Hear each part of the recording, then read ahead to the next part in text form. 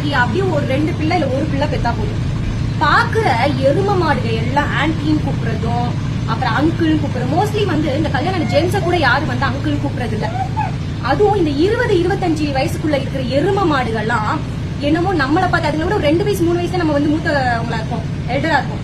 So அந்த எரும மாடுகள்லாம் ஏதாவது function போனா அக்கா அக்கான்னு சொன்னா கூட பரவாயில்ல, ஆன்டி கொஞ்சம் சாதம் வைக்கிற எப்படி. அந்த எரும மாடே காலேஜ் செகண்ட் இயர் இல்ல ஃபைனல் இயர் படிச்சுட்டு இருக்கோம்.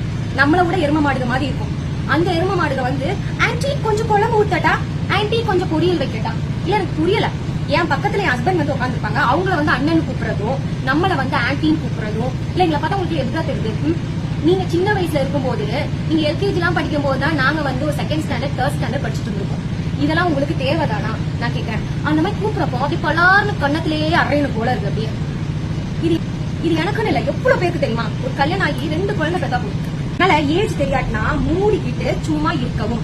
நீங்க அக்கான்னு கூப்பிட்டு போங்க, இல்ல வெறுமே மொட்டையா சாதம் வைக்கட்டா, இல்ல என்ன வேணும் கேட்டு போங்க. அதை விட்டுட்டு இந்த மாதிரி லூசுத்தனமா பேசாதீங்க. ஓகேவா? இது எனக்கு மட்டும் நடக்குது, எவ்வளவு பேருக்கு நடக்கு தெரியுமா?